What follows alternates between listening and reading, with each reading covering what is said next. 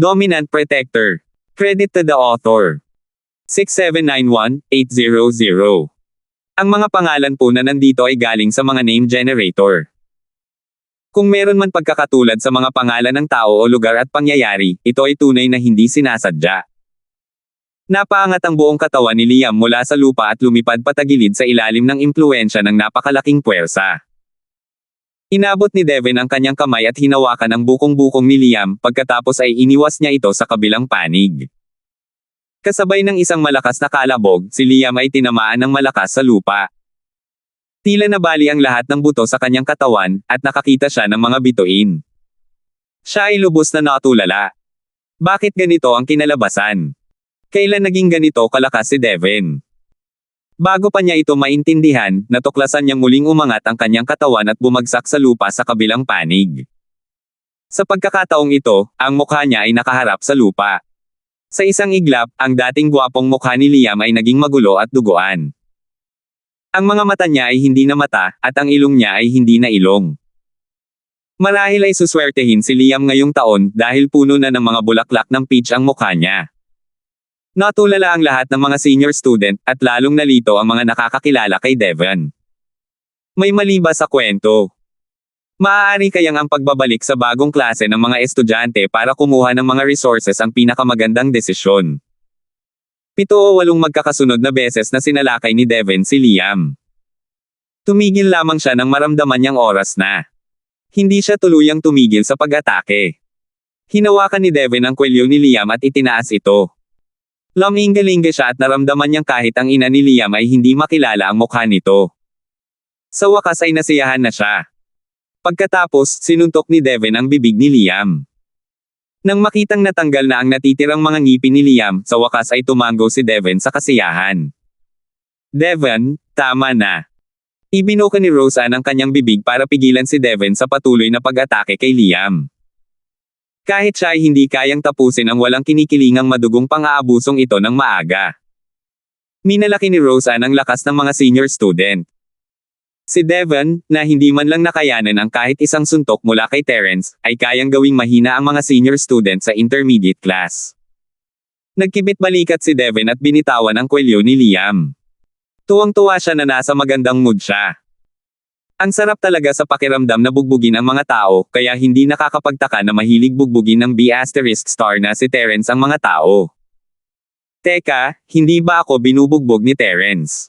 Bakit naman ako magiging masaya? Hindi gaanong masaya si Devin nang maisip niya si Terence. Lumingon siya at nakita si Terence na nakahawak sa baba niya na may bahagyang ngiti sa mukha, at nanlamig ang kanyang puso. Parang may mali, may binabalak ba itong si Terence? Ano ang dapat niyang gawin? Medyo nalito si Devin. Nanalo siya sa laban, pero bakit pakiramdam niya ay natalo siya? Ang something na si Terence na ito. Mula ngayon, si Devin na ang magiging class monitor ng intermediate class. Kung mayroon kayong anumang problema sa hinaharap, maaari ninyong hilingin kay Devin na lutisin ang mga ito. Kung hindi ninyo ito malutas, maaari ninyong hilingin sa mga guro at sa kolehiyo. Gumawa si Roseanne ng isang simpleng pagsusuri at alam niyang hindi nanganganib ang buhay ni Liam, kaya inanunsyo niya agad ang resulta. Sa kasamaang palad, hindi gaanong maraming tao ang dumating upang batiin si Devin, kahit na ang ipinakita niyang lakas ay ikinagulat ng mga senior student na naruroon. Binabati kita. Ipinanganak ka nga para maging taga-subaybay ng klase. Nakakagulat, ang unang bumati kay Humphrey ay si Terence. Hindi maintindihan ni Humphrey ang nangyayari. Hindi ba't magkaaway ang dalawang ito? Malapit nang tumaob ang maliit na bangka ng pagkakaibigan, at ang kaunting pagpapahalagang nabuo niya kay Davingia na kanina lang ay biglang gumuho. Gaya ng inaasahan, mas bagay sa batang Panginoong ito ang maglakbay ng mag-isa. Wala sa mga mababang uri na ito ang kwalipikadong maging kaibigan ko. Binabati kita, salamat sa suporta ni Terence. Isang matigas na ngiti ang sumilay sa mukha ni Devin, hindi alam kung ano ang pinaplano ni Terence. Sa totoo lang, mas gugustuhin pa ni Devin na bugbugin siya ulit ni Terence kaysa manghula. P***K. Kung matatalo ko lang si Terence, bubugbugin ko talaga siya tuwing makikita ko siya. Ayoko nang makita ulit ang nakakainis na ngiti na yan. Determinado si Devin, ngunit hindi siya naglakas loob na magpakita ng anumang pagkadismaya sa kanyang mukha. Hindi niya kayang labanan si Terence ngayon, kaya kinailangan niyang aminin ang pagkatalo. Devin, ikaw ang pinakamagaling. Kung sinuportahan ko lang si Paeng, hindi sana siya mananalo, di ba? Tinapik ni Terence ang balikat ni Devin ng may casual na ngiti, dahilan para kumalam ang katawan niya at bumilis ang tibok ng puso niya. Medyo malala ang psikolohikal na trauma. Sa katunayan, gusto ni Terence na makipagkompetensya si Devin para sa presidente ng klase hindi lamang dahil gusto niyang maging tamad, kundi higit sa lahat, gusto niyang obserbahan si Devin mula sa isang tabi. Mas lalo lamang maaamoy ang amoy ng daga kapag may away. Marami pang dapat gawin si Terence, at hindi siya makakatagal sa paaralan. Kailangan niyang samantalahin ang bawat pagkakataon para mag-imbestiga. Totoo nga, kahit hindi gaanong nagtagal si Devin sa nakaraang labanan at hindi gumamit ng anumang teknik sa martial arts, mas halata ang aura ng daga na lumulunok ng araw noong labanan. Kanina pa pinagmamasdan ni Paeng ang mga galaw ni Terence, at nanginig ang kanyang bibig nang marinig ang mga salitang iyon. Bakit ninyo ako kinailangang isali dito? Gusto ko lang maging isang tahimik, tapat, at gwapong lalaki. Ayokong mabaril. Haha, ang galing mo palang makipag-chat. Salamat. Tumawa ng matamlay si Devin at hindi komportableng umatras, saka ipinagpag ang kamay ni Terence sa balikat niya. Binabati kita, aalis na ako. Bilisan mo at umalis ka. Kung hindi sila umalis, siguradong may mangyayari. Napuno ng alarma ang puso ni Devin. Kung hindi niya matatalo si Terence, mas mabuting lumayo na lang siya sa kanya hanggat maaari. Huwag kang mag-alala, matagal na tayong magkaibigan. Bihira tayong magkita-kita, kaya mag-usap tayo ng maayos. Naabutan ni Terence si Devin at inakbayan ito, mukhang napakamalapit sa isa't isa. Kaibigan, kapatid mo. Kailan pa kita naging kaibigan? Bilisan mo at maligo ka. Umungol si Devin sa kanyang puso, ngunit inamin niya ang pagkatalo. Tama ka, dapat mag-usap ng maayos ang mga dating magkakaibigan. Bakit hindi tayo umupo at kumain sa ibang araw? Alam mo, may klase pa ngayon, hindi tama ang oras at lugar. Hindi na kailangan, hindi na kailangan. Casual na pag-uusap lang naman yan. Bakit ang abala naman? Tila hindi napansin ni Terence ang pagtutol ni Devin at patuloy na inilagay ang braso sa balikat niya, nabalitaan kung maraming benepisyo ang pagiging isang class monitor. Magkakaroon ng karagdagang resources bilang gantimpala, di ba? Dapat. Tama. Gusto sanang sabihin ni Devin na walang ganoong bagay, ngunit sa huli, hindi niya ito tinangkang sabihin. Natawa na lang siya ng mahina at sinabing, hindi naman ganoon kalaki. Maliit na kabayaran lang ito para sa mahirap na trabahong karaniwan kong ginagawa. Sa wakas ay napagtanto na ni Devin kung ano ang nangyayari, ang hinahanap pala ni Terence ay ang mga mapagkukunan ng pangulo ng klase. Sus Mariosep. Wala ba siyang gustong gawin, pero gusto niyang makakuha ang ilang benepisyo. Bakit? Kahit bugbugin ako hanggang mamatay, hinding-hindi ako susuko. Nakapagdesisyon na si Devin na hindi siya susunod. Hindi hahayaan ng paaralan na gawin ni Terence ang ganoong bagay. Squad leader Yang, masyado kang mapagkumbaba. Nabalitaan ko na napakalaki ng mga mapagkukunan at gantimpala para sa pagiging isang squad leader. Alam mo, matagal na tayong magkaibigan, kaya dapat nating pagdaanan ang hirap at ginhawa ng magkasama, di ba? Sige na nga, kung sino man ang makakita nito ay makakakuha ng kalahati. Halos matawa si Devin sa matatag na tono ni Terence. 6,772. Gaya ng inaasahan ko, gusto mo ang kalahati ng aking mga mapagkukunan ng walang ginagawa at kahit kaunting salita lang. Bakit? At saka, ano sa tingin mo ang ibig sabihin ng pangungusap tungkol sa pagbabahagi ng mga biyaya at pagdurusa? Sa tingin mo ba ako ang iyong kalasag? Terence, ang hirap ng trabaho ko bilang class monitor, bakit ko naman ibibigay sa iyo ang mga resources ko? Kung gusto mo ng resources, titigil na lang ako sa pagiging class monitor at ibibigay ko na lang sa'yo. Halos sumabog na sa galit si Devin, ngunit wala siyang lakas ng loob na harapin si Terence. Ilang salita lang ang nasabi niya na tila mahirap ngunit sa totoo lang ay duwag para iligtas ang sarili.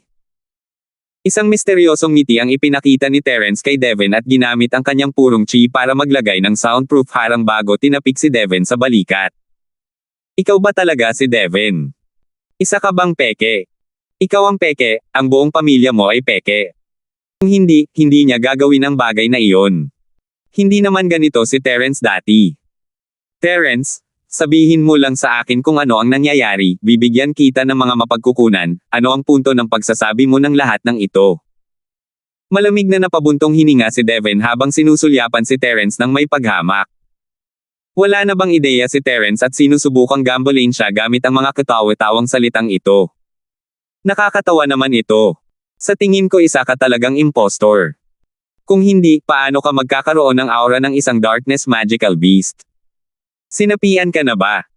Tumingin si Terence kay Devin ng may bahagyang ngiti, pinagmasdan ang lahat ng banayad na reaksyon nito. Maaari rin itong ituring na paghampas sa damo at pag-alerto sa ahas, ngunit iba ito sa pag-uulat sa paaralan. Kapag kumilos na ang paaralan, magiging napakalaki ng kanilang gagawin, at madaling takutin ang mga taong nasa likod ni Devin. Maaaring ikagulat lang ni Devin ang casual na komento ni Terence, ngunit maaari itong humantong sa mga palatandaan. Kumalabog ang puso ni Devin nang mabanggit ang madilim na demonyong halimaw, kumukurap ang kanyang mga mata. Noong una, hindi niya alam kung ano ang maitim na demonyong halimaw.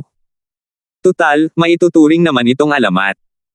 Gayunpaman, matapos siyang ibigay ni Paeng sa bagong gayuma, binanggit niya ang maitim na demonyong halimaw kay Devin at sinabing ang pamamaraan ng doppelganger ay nagmula sa maitim na demonyong halimaw. Dahil dito biglang nakaramdam ng takot si Devin nang marinig niya ang mga salitang, madilim na demonyong halimaw. Bawal ang mga mahiwagang halimaw ng kadiliman. Maituturing siyang kaaway ng lahat ng nasa Sky Class Island kung makikialam siya. Narinig lamang ni Devin ang tungkol sa Dark Demon Beast pagkatapos niyang inumin ang potion. Kung hindi, hindi siya maglalakas loob na inumin ang bagong potion. Wala kang sinasabing kalokohan. Anong klaseng darkness magical beast? Hindi ko pa naririnig yan. Sinapian ka. Gumawa ka lang ng kwento. Akala ko pa naman sinapian ka na. Pinigilan ni Devin ang pagkabalisa sa kanyang puso at sinagot si Terence ng may pilit na ngiti, sa tingin mo ba ay may maniniwala sa iyo kung sasabihin mo ito? Wala akong pakialam kung maniwala ang iba o hindi, pero ako, oo. Napangiti si Terence. Sigurado siyang alam ni Devin ang tungkol sa madilim na demonyong halimaw. Bakit mo naman ako tatangjing bigyan ng ganito kaliit na resources? Dapat alam mo na dati akong matalik na kaibigan ni Devin. Kung hindi ka sinapian, tiyak na ibibigay mo sa akin ang mga resources. Kalokohan. Kailan pa naging maayos ang relasyon ninyo ni Devin? Ikaw ang peking Terence, di ba? Gulong-gulo ang isip ni Devin, at sinusubukan pa rin niyang lumaban. Bakit sinabi ni Terence ang mga salitang, madilim na demonyong halimaw? Ano ang alam niya? Sige, nakakasakit isipin na pag-uusapan natin ito ngayon. Noong nasa misyon tayo kasama si Instructor Shu, hindi ba't magkasama tayong nag-away pa uwi at magkasamang nabubuhay at namamatay? Paanong naging masama ang relasyong iyon? Hindi na nagpatuloy si Terence sa pagsasalita tungkol sa mga Dark Demon Beast, hindi niya maaaring madaliin ang mga ganitong bagay. Ngayong ikaw na ang class monitor sa tulong namin, tiyak na magkakaroon ka ng walang katapusang resources sa hinaharap. Gayunpaman, hindi naman kawalan kung ibibigay ko sa akin ang kalahati ng mga ito. Kahit na wala akong silbi sa mga ito, pwede ko silang ibigay sa aking little senior sister Natalie para mapasaya siya, di ba? Sa kapatid mo. Bakit hindi ka na lang namatay sa labas? Bumalik ka na lang at pahirapan ako. Devin, alam mo, matagal ko nang nakausap ang direktor namin kahapon. Maganda ang impresyon niya sa akin at sinabihan pa niya akong pumunta sa kanya kapag libre ako. Mahilig siyang makipag-usap sa akin. Kakausapin ko siya tungkol sa aming malalim na pagkakaibigan kapag pumunta ako sa kanya balang araw. Patuloy na pinilit ni Terence si Devin, sa tingin mo ba ay papansinin ka ng punong guro, ang henyo na naging taga-subaybay ng klase ng mga bagong estudyante sa intermediate class? Tiyak na mabuti ito para sa kinabukasan mo, di ba? Pawis na pawis ang noo ni Devin. Kung talagang nakuha ni Terence ang atensyon ng Dean, mapapahamak siya. Sinabi ng Meniochis na si Paeng na walang side effect ang bagong gamot, pero paano nalaman ni Terence na kamag-anak siya ng mga Dark Demon Beast? Paano niya nalaman? Kung makikita rin lang ito ng dekano, sigurado si Devin na mamamatay ito ng walang buo na bangkay. Hindi maganda yan. Araw-araw abala ang dekano at binibigyang pansin ang mga pangunahing bagay sa akademya. Masyadong pinapaliban ng isang maliit na tao na tulad ko ang mga bagay-bagay.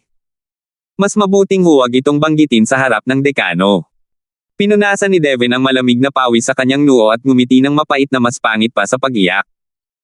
Tumawa siya ng matipid at nagpatuloy, tingnan mo, matagal na tayong magkaibigan. Hindi mo kailangang lumayo ng ganito. May mga mapagkukunan lang naman yan. Hindi naman malaking problema yan. Tingnan natin kung magkano ang makukuha ko, at pagkatapos ay pag-uusapan natin kung paano ito hahatiin. Paano? Bakit ang gulo? Mabuti na ang kalahati ng bawat isa. Sinadya ni Terence na kumunat ang noo, para ay pakitang hindi siya masyadong nasiyahan, pero sa totoo lang ay kontento na siya. Nakamit na niya ang lahat ng kanyang mga layunin, at ngayon ay nasa kay Devin na ang pakikipagtulungan at pagbibigay sa kanya ng pagkakataong matunten siya. Halimbawa, kung iisa lang ang bagay, hindi natin ito maaaring hatiin sa dalawa, di ba? Kailangan muna nating tingnan ang sitwasyon. Pumayag na si Devin, kahit sabihin ni Terence na gusto niya ang lahat, kailangan niya. Pero nakakatakot ito, at kinailangang pag-isipan ni Devin. Kailangan niyang tumakbo para sa kanyang buhay. Kung talagang isusumbong ito ni Terence sa Dean, siya ang mananagot sa mga kahihinatnan, kahit na ito ay hinala lamang. Lagi ka na lang magulo. Kalimutan mo na yan, kung gusto mong pag-isipan mo. May pasensya ako, kaya sagutin mo ako bukas. Kumunat ang noo ni Terence at nagkunwaring naiinip. Ikinumpas niya ang kanyang kamay para tanggalin ang sound barrier at naglakad papunta kay Natalie. Hindi napigilan ni Devin ang sarili na panasan ang kanyang malamig na pawis. Natatakot siyang maghinala si Terence kung agad itong sasang-ayon. Mas normal na sana ito, di ba? Terence, anong pinag-uusapan ninyo ni Devin? Nakita ni Natalie si Terence na naglalakad at nagtanong. Babatiin ko sana siya sa pagiging presidente ng klase. Tapos, sinabi niya na bilang pasasalamat sa suporta ko, ibibigay niya sa akin ang kalahati ng mga mapagkukunan at gantimpalang makukuha niya noong siya ang presidente ng klase. Maaari mo itong kunin pagdating ng panahon. Sayang lang kung hindi mo ito kukunin. Tumawa ng mahina si Terence habang ibinibintang kay Devin ang kasalanan. Hindi magandang sabihin na siya ang mangingikil. Hindi naman sa hindi magandang pakinggan ang pangangikil, kundi pagkawala ng puri ang mangikil lamang ng maliliit na bagay. 6,773. Kailan ba naging ganoon kadaling kausap si Devin? Dahil ba sa takot siyang bugbugin mo siya, kaya gusto niyang makuha ang pabor mo? Sumulyap si Merong Feifei at ipinahayag ang kanyang paghamak kay Devin. Sino ba ang may pakialam? Kung mayroon man siyang kukunin, kunin mo. Kapag oras na para bugbugin siya, bubugbugin ko siya. Ngumiti ng masama si Terence, hindi maganda ang sinabi niyang bubugbugin niya ang lalaki matapos niya itong pagsamantalahan, pero si Devin ay may kapal ng mukha at kaya niyang tiisin, tero na. May klase pa si Instructor Shu na dapat pasukan. Huwag na tayong mag-usap dito. Nauna nang naglakad si Roseanne papunta sa silid-aralan, at sumunod din ang mga nakatatandang estudyante. Natural lang na may kasama si Liam para gamutin ang kanyang mga pinsala at ihatid siya palayo, kaya hindi kailangang mag-alala si Roseanne. Sinabihan ni Terence ang iba na sumunod sa grupo pabalik sa silid-aralan, ngunit ang kanyang espiritu ay napadpad kay Devin upang makita kung ano ang gagawin niya. Hindi na nila kinailangang hintayin pa si Terence para malaman kung ano ang nangyayari, bulong ni Devin kay Paeng habang pinapanood silang umalis. Para makasiguro, ginaya pa ni Devin si Terence at ginamit ang kanyang chi para maglagay ng sound barrier, pero hindi niya alam na hindi nito kayang harangan ang banal na sentido ni Terence. Paeng, sinabi ni Terence na sinasapian ako ng isang dark demon beast, at pinagbantaan niya akong kausapin ang Dean tungkol dito. Napuno ng takot ang puso ni Devin. Sinubukan niya ang lahat ng posibleng paraan para maging mas malakas, kahit na isinasantabi niya ang kanyang reputasyon. Mas gugustuhin pa niyang huwag pumasok sa intermediate class kaysa manatili sa klase ng mga bagong estudyante. Ininom niya ang gamot na ibinigay ni Paeng anuman ang mangyari para lamang magkaroon ng pangalan sa Feiyang College. Kung sangkot ang Dark Demon Beast, wala siyang lugar sa Mystic Class C area o kahit sa Sky Class Island, lalo na sa Feiyang School. Siguro tatanggapin siya ng mga masasamang cultivator. Paano niya nalaman ang tungkol sa kadiliman ng mga mahiwagang hayop? Agad na namutla ang mukha ni Paeng, at malakas na tumibok ang kanyang puso. Nag-aalala siyang baka bigla na lang siyang tumalon palabas ng kanyang dibdib. Paano ko malalaman? Paano niya malalaman? Umirap si Devin, parang nauutol ang dila. Ang pinakamahalaga ngayon ay kung ano ang dapat nating gawin. Kung talagang sinabi ito ni Terence sa iba, kahit na pinaghihinalaan lang ako ng Dean, patay na ako. Tinakpin ni Paeng ang kanyang bibig at malalim na nag-isip. Naisip niya sa sarili, hindi mahalaga kung mamatay ka, pero huwag mo akong idamay dito. Mabuti na lang at hindi pa siya nakainom ng anumang bagong gayuma dati. Matalinong hakbang iyon. Huwag kang mag-alala dahil si Terence ang humingi niyan, ibibig na lang namin sa kanya. Sa tingin ko, makasarili si Terence, hanggat may mapapala siya, hindi kanya isusumbong. May plano si Paeng sa isip niya. Ngayon, kailangan muna niyang patatagin si Devin at huwag magpanik. Bukod pa rito, sinabi niya na sinapian ka ng isang mahiwagang halimaw na dulot ng kadiliman. Puro kalokohan iyon, walang ganoong bagay. Kahit na maghinala pa ang Dean, hindi siya makakahanap ng anumang ebidensya. Kumurap si Devin, iniisip na tama si Terence. Wala siyang makitang ebidensya na sinapian si Terence, kaya gusto lang ni Terence na makakuha ng ilang benepisyo sa pamamagitan ng paggamit ng Dark Demon Beast bilang dahilan, tama ba? Kung gusto ni Terence ng kalahati, ibigay mo sa kanya ang kalahati. Kung gusto niya ng lahat, ibigay mo sa kanya ang lahat. Hindi mo naman kailangan ng masyadong maraming resources, at gamit ang mga potion ko, hinding-hindi hihina ang lakas mo. Nagsalita si Paeng ng ilang salita ng pang-aaliw at pagkatapos ay binigyan si Devin ng isang malaking pangako. Ang nakaraang bersyon ay hindi pa ang pinal na bersyon, at may mga darating pang mas mahuhusay sa hinaharap. Maaari mo itong dahan-dahanin, at sa susunod, mas malakas ka kaysa kay Terence. Iyon ang pagkakataon mo para makaganti. Tama ka. Tuturuan ko siya ng leksyon sa susunod. Pinaulit-ulit ni Devin ang eksena kung saan binubugbog niya si Liam at pinalitan ang target kay Terence. Bigla niyang naramdaman na wala nang mas magaling pa, mas magaling pa. Sige, tapos na ang usaping ito. Bilasan mo at sundan mo sila. Huwag mong hayaang may maghinala sa iyo. Nakita ni Paeng na karamihan sa mga sundalo ay nakalayo na kaya agad niyang hinimok si Devin na umalis. At saka, kung may mangyari nga, huwag mo akong kagatin. Makakahanap ako ng magliligtas sa iyo. Kapag nahuli tayong magkasama, patay na patay tayo. Naiintindihan ko. Huwag kang mag-alala tungkol dyan. Ako, si Devin, ay hindi ganoong klaseng tao. Agad na tinapik ni Devin ang kanyang dibdib at nangakong. Sino ang mag-aakala kung pagtataksilan siya nito pagdating ng panahon? Si Terence, na nakalayo na, ay nagpakita ng isang ngiti ng pag-unawa. Kaya iyon nga ang nangyari. Nagsama sina Devin at Paeng, at binigyan ni Paeng si Devin ng isang uri ng gayuma para mapabuti ang kanyang lakas. Parang pamilyar ang pangalan, at agad na naisip ni Terence ang Central. Paeng, Kian, gitna, kulay abong sombrerong kawayan, kabainet ng mga makinaryang gawa sa scrap metal, laman at dugo ng daga at kolonya ng bubuyog, pagkuha ng gin, gamot, Devon. Ang magulong palaisipan ay agad na nabuo gamit ang isang hindi nakikitang palatandaan. Hindi alam ni Terence kung dapat ba siyang matuwa o hindi. Mabuti na lang at walang kaugnayan si Devin sa madilim na demonyong halimaw. Ininom lang niya ang gamot na may gin ng daga na lumulunok ng araw.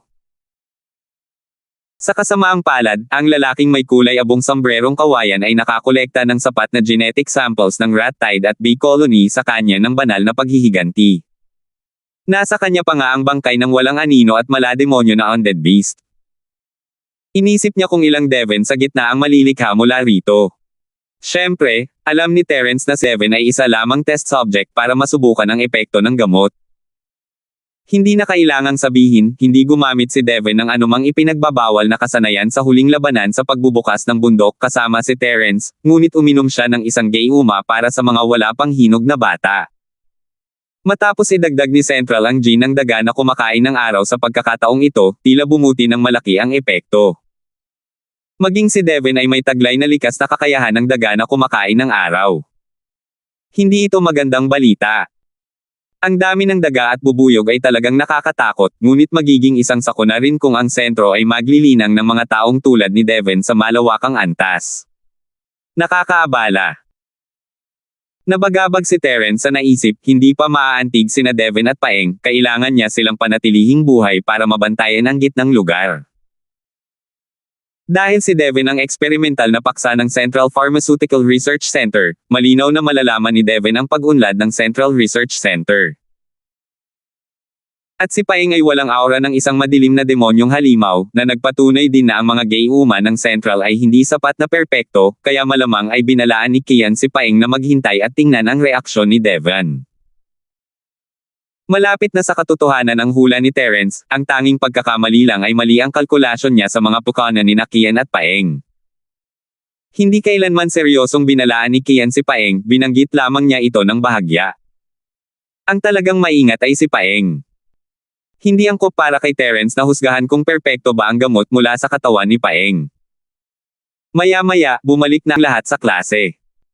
Kumalma na si Devon at nagbigay ng isang madamdaming talumpati. Gustong-gusto niya ang pagiging taga-subaybay ng klase at ang pakiramdam na siya ang sentro ng atensyon. Mabuti, dapat ay nakilala na ng lahat ang bagong presidente ng klase ngayon. Ngayon ang unang araw para sa mga bagong estudyante na papasok sa intermediate class, kaya walang group lessons. Ang mga dating estudyante ay maaaring magkaroon ng sarili nilang libreng oras. Hinintay ni Rosa na matapos magsalita si Devon at pinauwi na ang mga nakatatanda. 6,774. Pagkatapos, tumingin si Roseanne sa freshman. Para naman sa ilan sa inyo, ikukwento ko sa inyo ang sitwasyon sa intermediate class. Kilala niyo si Devon. Kung ayaw niyong marinig, pwede kayong bumalik muna. Sumulyap si Devon sa mga natitirang tao. Dapat siya ang unang magpapaliwanag, pero ayaw niya talagang makasama si Terence, kaya iminungkahi niyang umalis na lang. Si Instructor Shu, sinabi na sa akin ng class monitor na si Devon ang tungkol sa intermediate class, kaya hindi na ako makikinig sa kanya. Nang makitang umalis si Devon, kumiling din si Paeng. Sige, pwede ka nang bumalik. Kumaway si Roseanne at walang pakialam. Nakita ni Humphrey na ang iba sa kanila ay mga kaaway niya. Wala nang saysay na manatili pa, kaya mas mabuting umalis na lang siya. Hindi ko inaasahan na kayong apat na lang ang matitira. Kumusta na? Kailangan mo pa bang ipaliwanag ko sa iyo? Ngumiti si Roseanne habang nakatingin kay Terence at sa iba pa, iniisip na maganda ito. Syempre naman.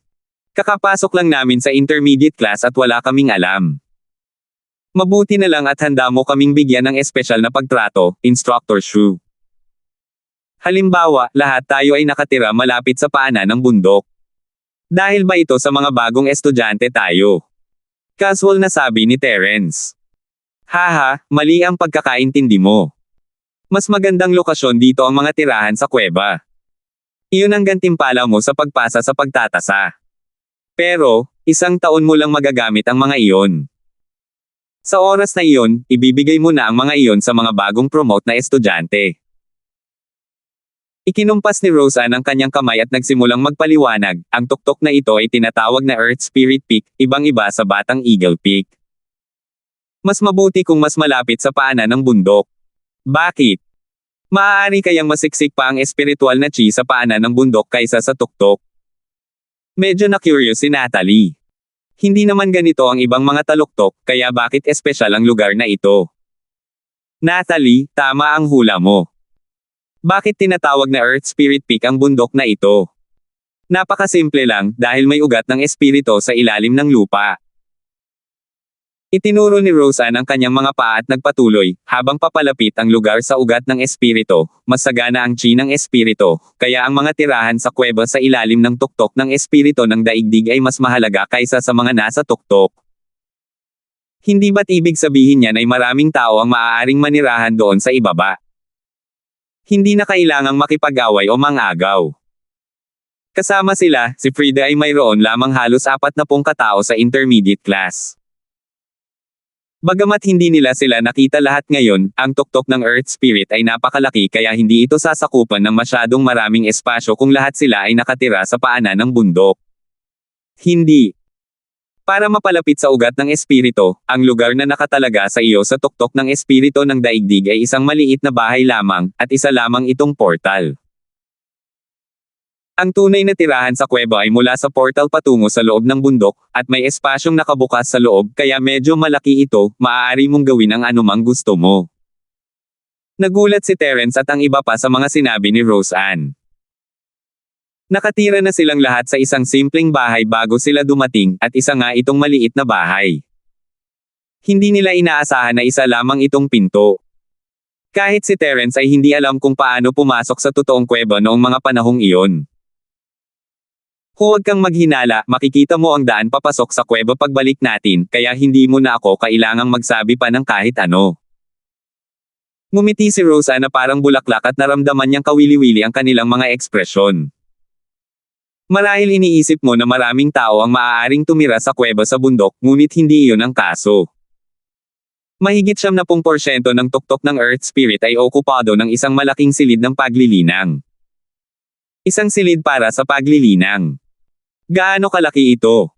Hindi naman sa ngayon lang nakapunta si Terence sa practicing room sa Feiyang School, hindi naman ito ganoon kalaki, sa totoo lang. Hindi niya talaga akalain na ganoon pala kalaki iyon. Sinasabing mahigit 70% itong mas malaki kaysa sa tuktok ng Earth Spirit. Gaano sa tingin mo kalaki ang tuktok ng Earth Spirit? Hindi alam ni Rose Ann kung tatawa o iiyak. Pagkatapos ay sinenyasan niya si Terence na tumingin sa bundok. Ang laki talaga niyan. Hindi nakapagsalita si Terence. Ang Earth Spirit Peak ay ilang beses na mas malaki kaysa sa Batang Eagle Peak, at ang paanan ng bundok ay mas malaki pa. Mula rito, maiisip ng isa kung gaano kalaki ang training room na ito. Sa silid na ito ng cultivation, ang pinakamahusay na pagpipilian ay linangin ang iyong spirit sense, true chi, o martial arts. Ngunit walang sino man ang mag-aaksaya ng kanilang oras sa pagsasanay ng true chi o martial arts. Ipinagpatuloy ni Rose Ann ang pagpapaliwanag ng sitwasyon sa silid ng pagsasanay.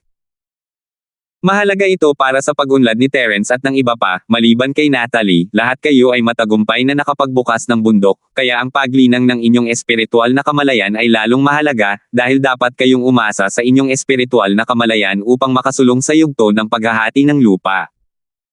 Sa madaling salita, ang mga walang sapat na malakas na espiritual na pandama ay hindi kailanman magiging kwalipikado upang makasulong sa yugto ng paghahati ng lupa. Medyo nagulat si Terence, hindi niya inakalang ganito kahalaga ang spirit sense para sa paglikha ng mundo, pero hindi niya kailangang mag-alala tungkol doon. Kahit hindi lumago ang spirit sense niya, sapat na iyon para magamit niya sa paglikha ng mundo at sa iba pang aspeto. Instructor, maaari ba tayong pumasok sa training room na ito kung kailan natin gusto? O pareho lang ba ito sa klase ng mga bagong estudyante, kung saan kailangan mong magkaroon ng sapat na credits at pagkatapos ay gamitin ang mission points para ipagpalit ito? Nag-aalalang tanong ni Frida. Bagamat masyadong maaga pa para sumulong sa yugto ng pagbuo ng lupa, ito ay isang mahabang proseso ng akumulasyon, kaya kailangan niyang maghanda sa lalong madaling panahon. Pareho lang, hindi magbabago ang sistema, pero sapat na ang mga kredito mo para matugunan ang mga kinakailangan, kasama na ang kay Terence. Ngumiti si Rose Ann habang nakatingin kay Terence.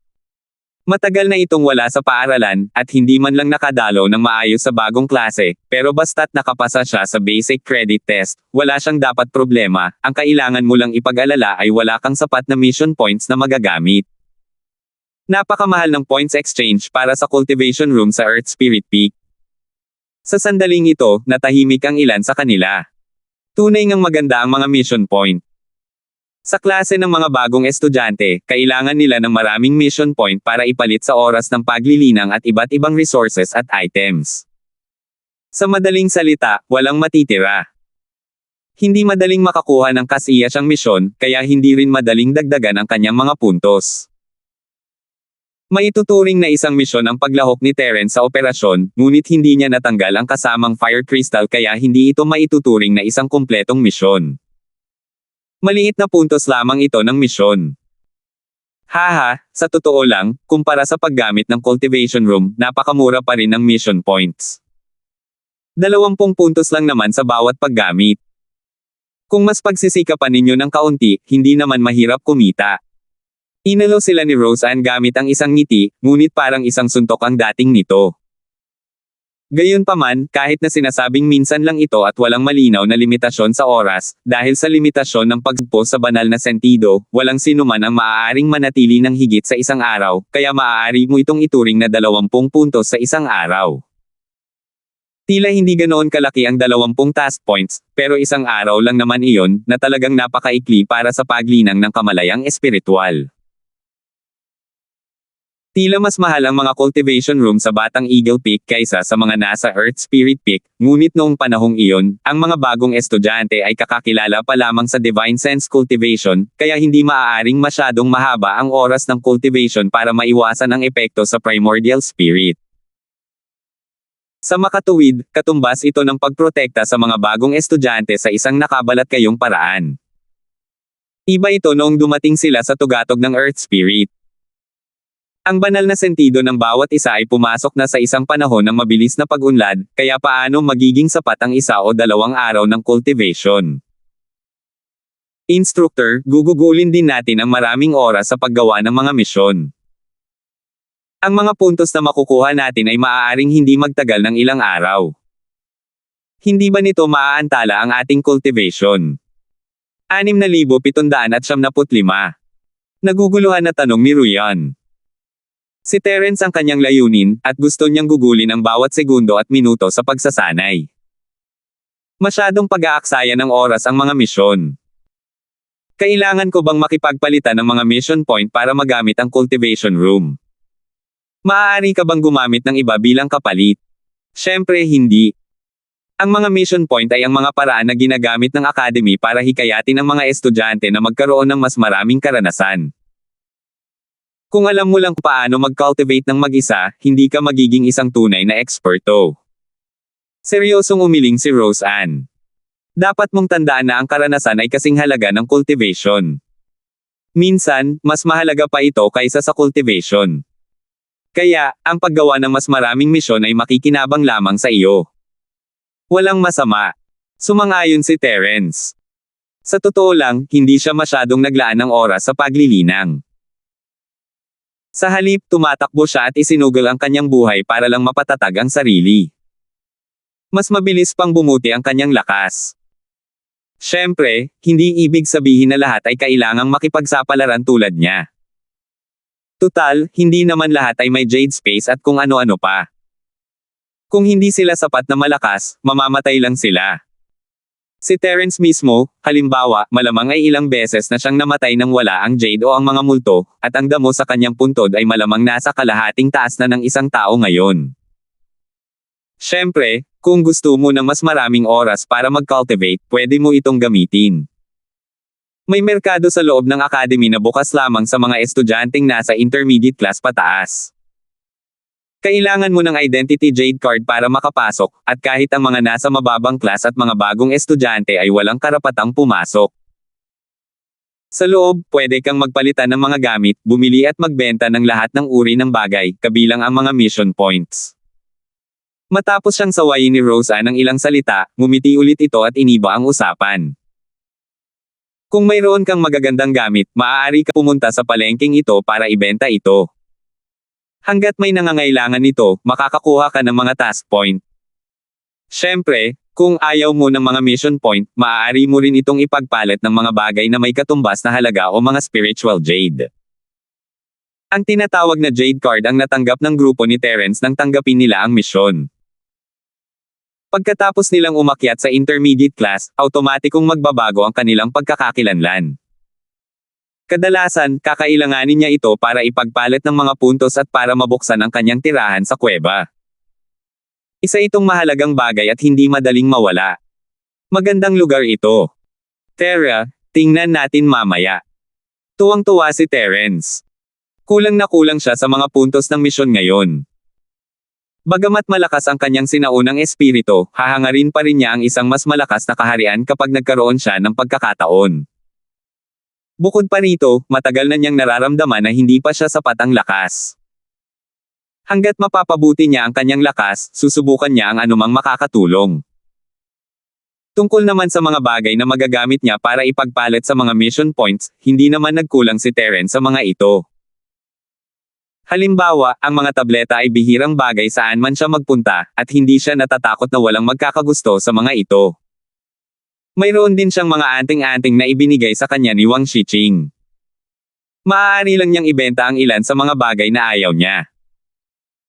Matapos sabihin ni Roseanne kina Terence at sa iba pa ang lokasyon ng palengke, nakarating ang grupo sa residential area.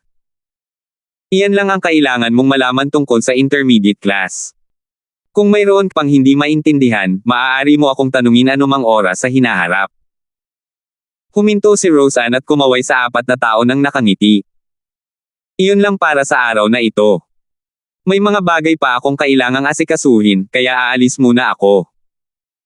Maaari kayong maging pamilyar sa kapaligiran. Kung interesado kayo, maaari kayong maglakad-lakad. Magkita tayo bukas. Magkikita tayo bukas, guro. Magkita tayo bukas. Nagpaalam silang apat kay Roseanne at pinanood itong umalis. Terence, anong ginagawa ninyo ni Natalie?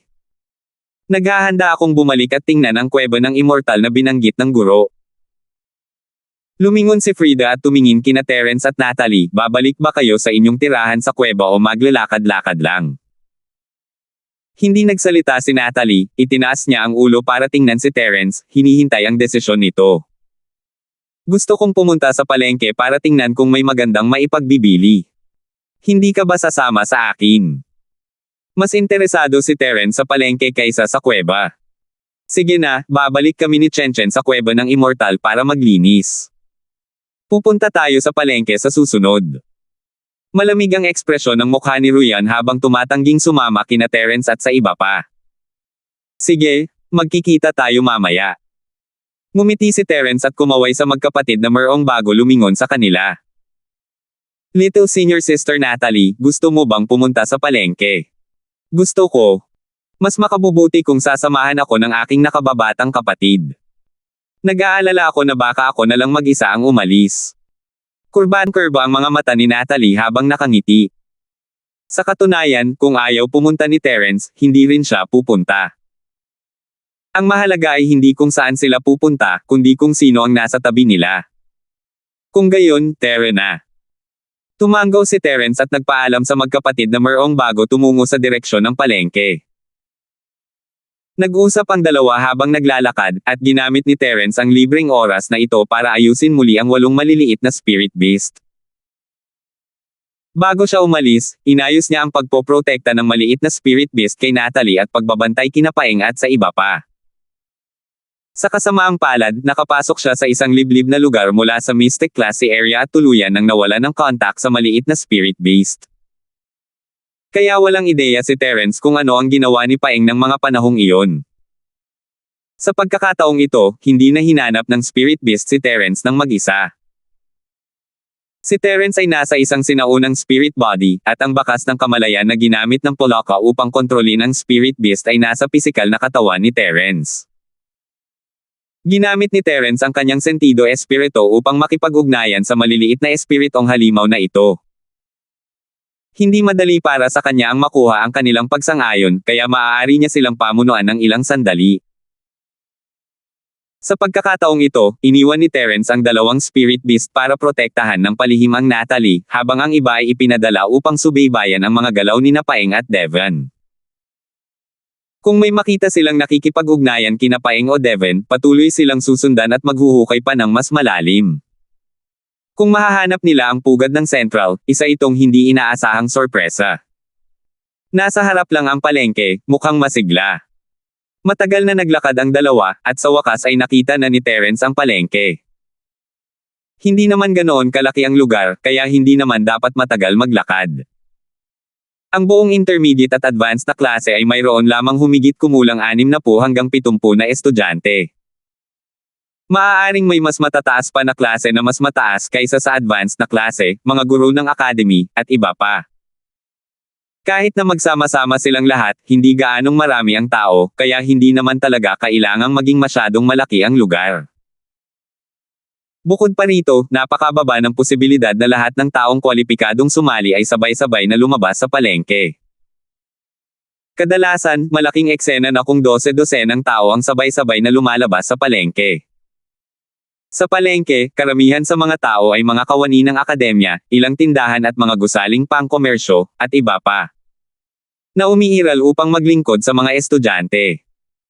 Ito siguro ang unang beses mong papasok sa plaza ng lungsod, di ba? Narito ang maikling pagpapakilala sa plaza ng lungsod, pakitago lang. Sa pasukan ng palengke, ngumiti ang isang gwardya at inabot kay Terence ang isang nakatuping papel matapos niyang suriin ang kanilang mga identity jade card. Nagpasalamat si Terence at binuksan ito. Karamihan ay mapa ng palengke, na may mga tindahan at lugar na nakamarka. Magagamit niya ang kanyang espiritu para suriin ang lugar, ngunit kung hindi niya alam ang mga gamit ng mga bahay, mapipilitin siyang maglakad-lakad ng walang patutunguhan. Tumingin ng mabuti si Natalie, pagkatapos ay lumingon ng walang anumang interes. Kung ikukumpara sa nakakabagot na mapa, mas gusto niyang tingnan ang mismong mga tindahan. Sa kabilang banda, maingat itong sinuri ni Terence, lalo na ang mga patakaran sa pera sa merkado. 6,776. Ayon sa introduksyon na ipinadala niya kay Terence, hindi tumatanggap ang merkado ng bayad gamit ang spirit jade, kundi isang bagay na tinatawag na spirit crystals.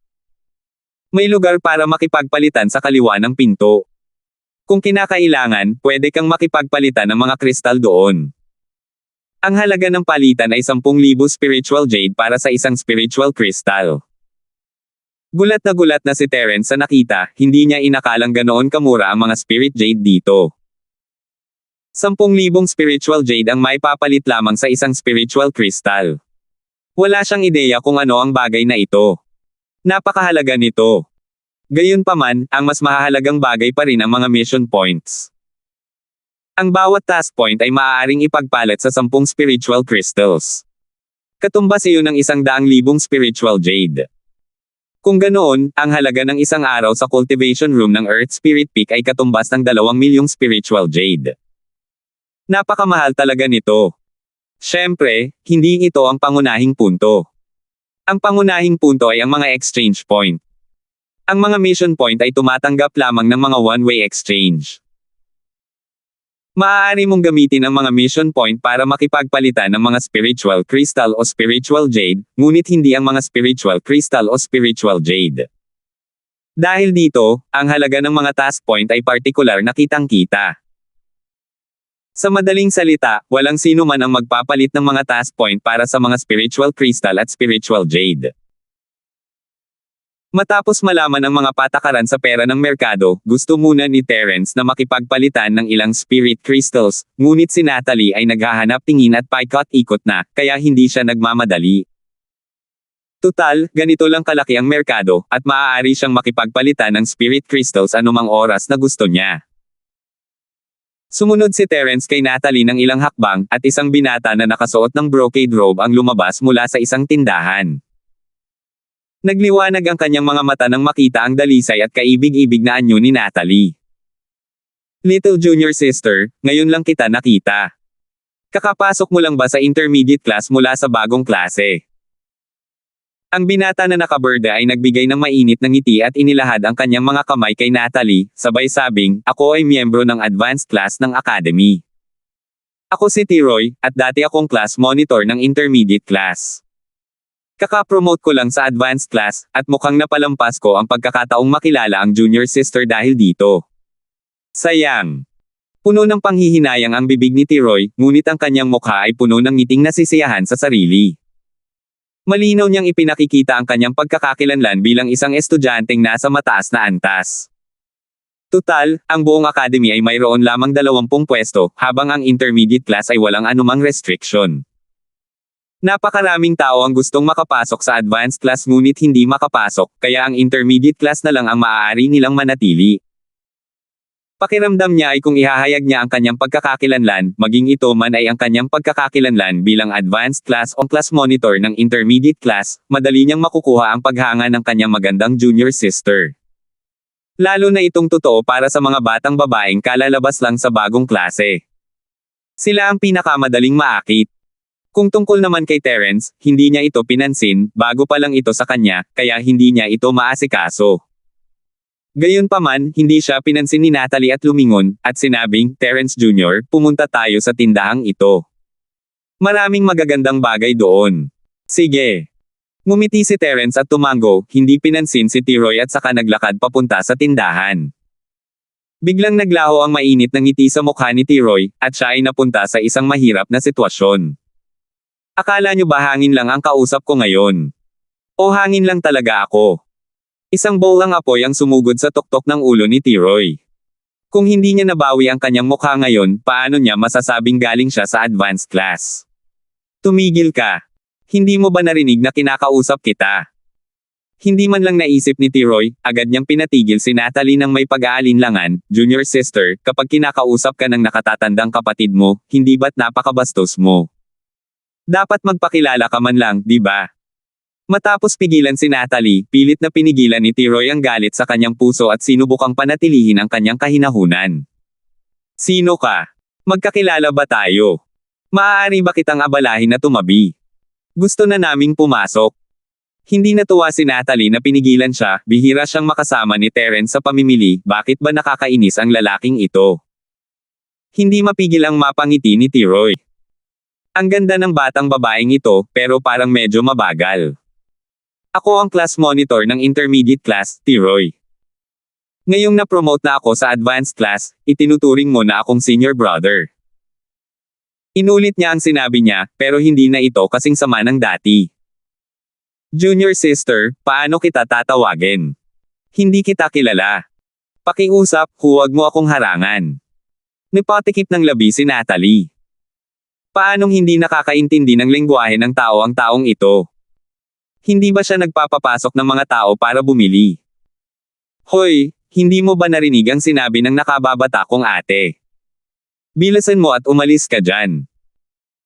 Humakbang si Terence paarap kay Natalie, "Wala akong pakialam kung dragon o kabayo ang natatapakan mo, tumabi ka. Sino ka ba talaga? Lumigaw ka." Nagbago ang mukha ni T-Roy. Kaya pa rin niyang panatilihin ang kanyang pasensya kay Natalie, ngunit si Terence, sa kabilang banda, ay hindi kailangang maging magalang, baguhan ka lang at na-promote sa intermediate class. Paano ka naglakas loob na umakto na parang tagapagtanggol sa harap ko? Naniniwala ka ba na kaya kitang patayin ng madali? Malamig na tumawa si Terence, talaga bang iniisip ng lalaking ito na isa siyang malaking tao? Wala akong pakialam kung maniwala ka o hindi. Hindi ako naniniwala. Patayin mo na lang ako gamit ang kamay mo. May nanunuyang ngiti sa mukha ni Terence. Hindi niya alam kung gaano kalakas ang mga advanced class na iyon, pero alam niya kung ano ang kaya ng gago na ito. Nasa tugatog pa lang siya ng huling yugto ng paghahati ng bundok. Napaka-arrogant niya. Sa tingin ba niya ay kaya niyang gawin ang anumang gusto niya sa Fayang College? Nakakatawa talaga. Nandilim ang mukha ni T-Roy. Noon pa man ay isa na siyang lalaking tapat sa kanyang salita sa antas intermediate. Kailan pa siya minamaliit ng ganito? Bukod pa rito, nakapasok na siya sa advanced class at ang kanyang katayuan ay lalong naging tanyag. Isang simpleng bata na kaka-advance lang sa intermediate class ang nangahas na magsalita sa kanya ng ganito. "Bata, ang lakas ng loob mo." Tinawag kanyang Terence Lil. "Bro, Terence pala ang pangalan mo, di ba?" Matagal na pinaikit ni T-Roy ang kanyang mga mata at tumingin kay Terence, bago sumulyap kay Natalie, "Umalis ka na ngayon at hayaan mong pag-usapan ko ang buhay kasama ang junior sister na ito. Kung gayon ay babalay-walain ko na ang iyong pagkakasala sa pagkakataong ito. Kung hindi, hindi ko hahayaang magkaroon ka ng pagkakataong magsisi." Nasa mood pa rin ang ugok na ito. Kung nakilala lang niya ang ugok na ito sa ilang, malamang nasample na niya ito. Sayang at nasa palengke sila ng academy, kung saan bawal ang labanan. Nakasaad sa introduksyon na kung sino man ang lumabag sa mga patakaran ay siyang mananagot sa mga kahihinatnan. Ayaw ni Terence na labagin ang mga patakaran ng paaralan ng walang dahilan. Maaari siyang umalis sa paaralan, ngunit kailangan pa ring manatili rito si Natalie at mag-cultivate. Nakakainis talaga ang taong ito. Terence, Lil, tara na sa ibang tindahan. Huwag na nating sayangin ang oras natin sa kanya. Kumunat ang noo ni Natalie habang tinatitigan si T-Roy, hinihila palayo si Terence. Ayaw niyang sayangin ang mahalagang oras niya kay Terence sa isang taong nakakabagot. 6,777. Little senior sister, tara na. Hindi natin mapigil ang puntahan ang tindahan nila dahil lang may asong nakaharang sa daan natin. Hinailan ni Terence ang Natalie at naglakad paikot kay T-Roy. Namutla ang mukha ni T-Roy. Paulit-ulit siyang hindi pinansin, at hindi na niya mapigilan ang galit. Bata ka, Terence. Hindi ka ba masyadong mayabang? Sino ang nagbigay sa'yo ng lakas ng loob na tretuhin ang isang senior mula sa advanced class ng ganito? Kasabay ng isang malakas na sigaw, hinaranggan muli ni T-Roy ang daanan ni Terence. Halos dumampi ang daliri niya sa ilong ni Terence, dahil ang tapang-tapangan mo, sigurado akong ang lakas mo ay kahanga-hanga. Ngayon, bilang nakatatandang kapatid mo, bibigyan kita ng pagkakataon. Pumunta tayo sa arena at maglaban tayo. Matagal nang inakala ni T-Roy na ang isang batang kakapasok lang sa intermediate class mula sa bagong klase ay may limitasyon kahit gaano pa kataas ang kanyang lakas. Sa pinakamataas na antas, nasa tuktok pa lamang siya ng unang yugto ng Mountain Opening Realm. Hindi ba't napakadali lang para sa kanya na turuan siya ng leksyon? Hindi siya nagkamali, si Terence ay talagang nasa tugatog ng unang yugto ng pagbubukas ng bundok, ngunit ang kanyang tunay na lakas sa pakikipaglaban ay higit pa roon. Kung talagang aakyat siya sa entablado, tiyak na matuturuan siya ni Terence ng isang aralin ng madali at masaya. Ngumiti si Terence nang may paghamak. Talaga bang iniisip ng lalaking ito na ganoon siya kagaling? Kalimutan mo na yan. Gaano kaya siya kalaye para makipag-away sa isang nakakabagot na tao? Hindi ako malaya. Tapat na sabi ni Terence habang inaabot ang kamay at inaalis ang mga daliri ni T-Roy. Ang mabuting aso ay hindi nakaharang sa daan. Hindi mo nga alam yan. Ngayon lang ako nakakita ng ganito kamura na aso. Bro, hindi ka man lang nangangahas na tanggapin ang hamon, napakaduwag mo naman. Wala nang pakialam si T-Roy na tawagin siyang aso, gusto lang niyang inisin si Terence. Kaya naman, humarap si T-Roy kay Natalie at sinabing, talagang bulag ang junior martial sister na ito. Sa tingin mo ba ay mapoprotektahan ka ng ganitong uri ng mahiyain na duwag? Natatakot ako na kapag may nangyari, mas mabilis siyang tatakbo palayo kaysa sa iba. Hindi ganyan si Junior Terence.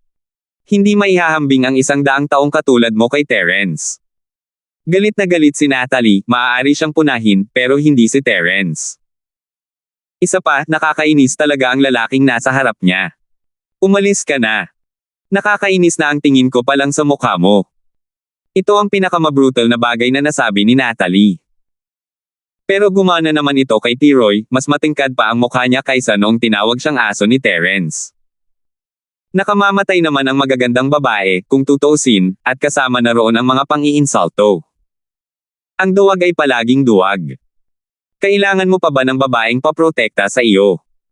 Pinigilan ni T-Roy ang kanyang galit at hindi nakipagtalo kay Natalie. Patuloy niyang hinamon si Terence, kung gusto mong patunayan ang iyong sarili, pumunta ka sa arena at labanan mo ako. Natigilan si Terence, hindi matapos ang ugok na ito. Alam kong kaya kitang pahirapan hanggang mamatay, pero hindi ako interesado at wala akong oras para sayangin. Huwag kang maging walang hiya. Wala na ba akong mas mabuting magagawa kundi ang labanan ng isang tahol na baliw na aso? Kung gayon, hindi ba't isa na rin akong baliw na aso? Nagbibiro na naman si Terence ng diretso ang mukha, hindi niya man lang binigyan ng kahit anong mukha si Wang. Hindi siya tumigil sa pananampal ng mukha. Binabalaan kita sa huling pagkakataon. Kung patuloy mo akong gagamutin, hindi ako magiging magalang sa iyo. Nagdilim ang mukha ni Terence nang makita niyang magsasalita na naman si T-Roy. Wala siyang oras para umakyat sa entablado, pero wala siyang pakialam kung turuan niya ang lalaking ito ng leksyon sa dilim. Maaari niyang gamitin ang isang spirit sense attack o kung ano paman. Halika, halika, halika. Gusto kong makita kung gaano kawalang galang ang isang duwag na tulad mo. Tuwang-tuwa si T-Roy. Ito ang epektong gusto niya, basta't galit si Terence, magiging madali ang lahat. Malamig na napaungol si Terence nang mabuo ang kanyang spirit sense vortex. Gayunpaman, bago pa niya ito mapakawalan, nakaramdam siya ng 2 makapangyarihang spirit sense na dumampi. Isang eksperto mula sa akademya. Matapos maramdaman ng dalawang makapangyarihang pandama, agad na pinaalis ni Terence ang alimpuyo. Tila ang pagbabawal sa pakikipaglaban sa palengke ay hindi lamang isang basta-basta na pahayag. May mga ekspertong nagbabantay sa lahat ng oras. Sino mang gustong lumaban dito ay kailangang magtamo ng mabibigat na kahihinatnan. Hindi kasing lakas ng Terence ang dalawa, pero hindi rin naman sila mahina. Walang dahilan si Terence para kalabanan ang paaralan para sa ilang maliliit na ibon. Anong problema? Gawin mo na. Tingnan natin kung gaano kawalang galang. Hindi na malaya ni Tiroy na aatakihin na pala siya ni Terence. Patuloy niya itong hinamon, duwag ka, hindi mo magagawa ang sinasabi mo, ako.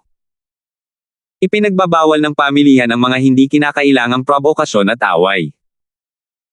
Umaasa ako na ang lahat ng mga estudyante ay igagalang ang kanilang mga sarili at mamumuhay ng may pagkakaisa bilang kanilang unang prinsipyo. Isang malalim na boses ng lalaki ang umalangaw-ngaw sa buong plaza ng lungsod. Maganda ang kaayusan sa merkado. Paminsan-minsan, may conflict, at may ganitong babala na tutunog. Ito ang pinakamahinang yugto. Kung magpapatuloy ito, maaaring makaakit ito ng panghihimasok ng mga eksperto. Nagbago ang mukha ni Tiroy, at nilunok niya ang kanyang mga salita. Kakapasok lang niya sa advanced class, at kung may mangyari sa kanya ngayon, baka mapilitan siyang bumalik sa intermediate class. Kung gayon, hindi lang ito basta pagkawala ng mukha, kundi masisira rin ang kanyang kinabukasan. Swerte mo ngayon. Mamaya na natin aayusin to. Pagkaraan ng mahabang panahon, sa wakas ay nagawa ni Tiroy na sabihin ang mga salitang ito. Pagkatapos ay tumalikod siya at umalis. Terence, may problema ba sa lalaking ito? Nakakatawa. Mahinang bulong ni Natalie, at agad na inisip si Tiroy habang hinihila niya si Terence papasok sa tindahan. Oras na para mamili, at ayaw bumili ni Natalie, tumitingin-tingin lang siya sa paligid. Masaya siya saan man siya magpunta kasama si Terence sa tabi niya. Sa kabilang banda, natuklasan ni Terence na karamihan sa mga ibinebenta sa palengke ay mga espiritual na bagay. Karamihan sa mga ito ay mga espiritual na bagay na pandepensa at pang-ofensibong. Hindi naman mataas ang antas ng mga ito, ngunit sapat na ang mga ito para sa mga estudyanteng nasa simula pa lamang. Bukod sa mga kagamitan, mayroon ding ilang mga aklat tungkol sa paglinang ng kamalayang espiritual at mga simpleng aklat para sa kasanayan sa kamalayang espiritual. Ngunit karamihan sa mga ito ay hindi kumpleto at walang gaanong halaga. May nakita si Terence na ilan na gusto niya at handa na siyang ipagpalit ang mga ito para sa mga kristal. Gamit ang kakayahan ng Heavens ninakaw na fortune sa pagtukoy, ang mga piraso na hindi gaanong mahalaga sa iba ay may malaking posibilidad na muling magningning sa mga kamay ni Terence. Bukod pa rito, may mga spirit herbs at iba pang materyales para sa paglinang ng kamalayang espiritual. Hindi marami ang mga ito, ngunit hindi maraming tao ang may gusto sa mga ito. Tutal, ang mga materyales ay nangangailangan ng mga alchemist upang maging kapaki-pakinabang na mga tableta. Nag-init ang mga mata ni Terence. Ang mga espiritual na halamang gamot na ito ay hindi kasing epektibo ng mga espiritual na ugat o espiritual na prutas, ngunit tiyak na kapaki-pakinabang ang mga ito para sa mga estudyanteng ito. Kailangan niyang bilhin ang mga ito mamaya. Sayang at hindi sapat iyon, magkakaroon siya ng sapat na puntos na magagamit mula sa pagpino lamang ng mga elixir. Terence, Lil, bro, may stall doon. Dapat ba tayong magtayo rin ng stall? Pagkatapos mamili, nakakita si Natalie ng isang taong nagtitinda sa free exchange zone, at sabik siyang subukan. Medyo interesante ang ganitong bagay. Matapos magbenta ng mga table tas si Natalie noong nakaraan, matagal na niya itong gustong ibenta muli. 6,778. Sige, magtayo tayo ng pwesto at magbenta ng isang bote ng gamot. May gustong bilhin si Terence, at ang pagbebenta ng mga table tas ay makakaiwas sa kanya sa abala ng pagpapalit ng mga kristal. Gayunpaman, ang mga pangunahing produkto sa merkado ay pawang may kaugnayan sa spirit sense. Tutal, ang mga estudyanteng nasa intermediate class pataas ang kanilang kinikita, at lahat sila ay nakatuon sa pagpapaunlad ng kanilang spirit sense.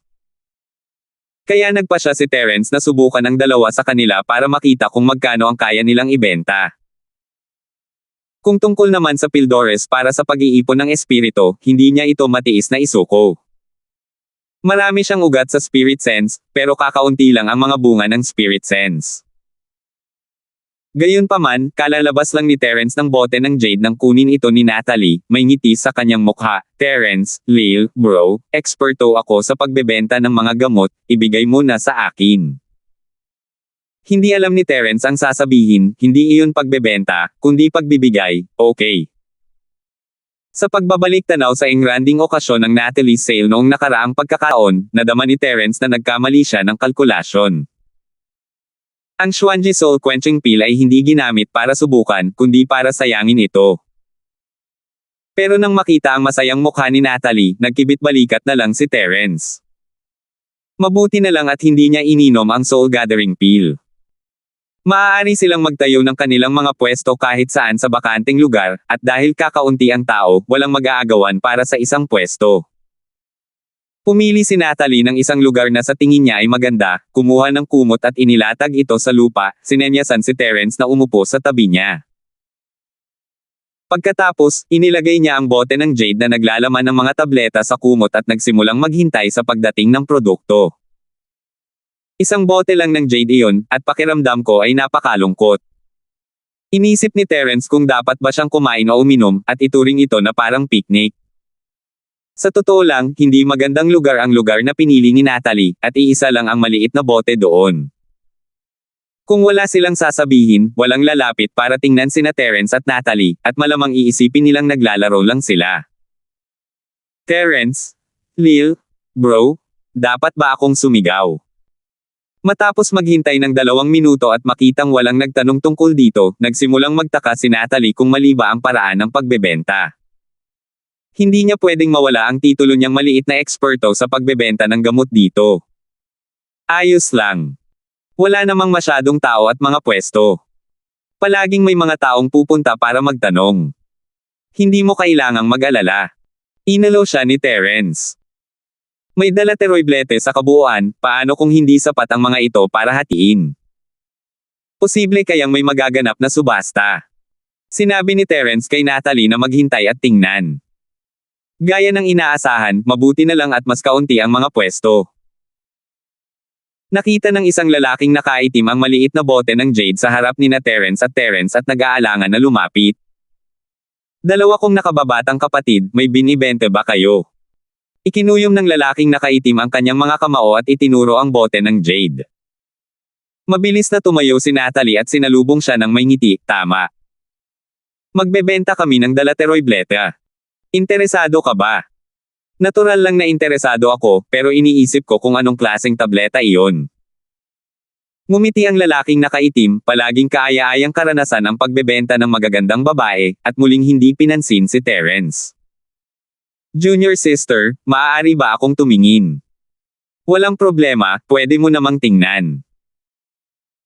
Sa kabilang banda, si Natalie ay medyo mapagbigay, ikumpas niya ang kanyang kamay, sinenyasan ang lalaki na gawin ang gusto niya bago bumaling kay Terence. Terence, Lil, bro, ano na naman itong tableta?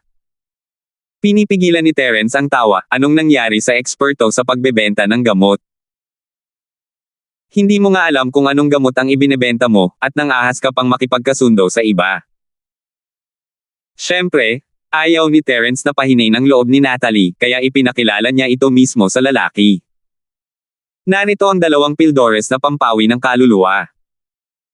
Ang pangunahing sangkap ay damo mula sa pandama ng espiritu, na ginagamit upang pinuhin ang kaluluwa at mapabuti ang sinaunang espiritu.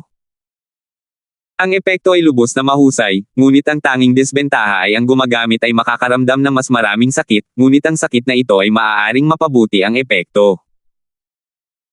Ipinaliwanag ni Terence ang mga bentaha at disbentaha ng pag-inom ng tableta sa 2 pangungusap, at wala na siyang ibang magawa. Di mukhang may pandama sa espiritu. Nariyan pa rin ang maalamat na damong may pandama sa espiritu. Nagulat ang lalaking nakaitim, ngunit nagulat si Terence na narinig niya ang tungkol sa damong may kakayahang makaramdam ng espiritu. Sa katunayan, hindi sinabi sa kanya ni Terence ang lahat. Ang dalateroibletang ito ay gawa sa mga espiritual na ugat, hindi sa normal na espiritual na damo. Mas maganda sana ang epekto. Tungkol naman sa tanong ng lalaki, hindi ito pinansin ni Terence na parang kinakausap niya ang sarili.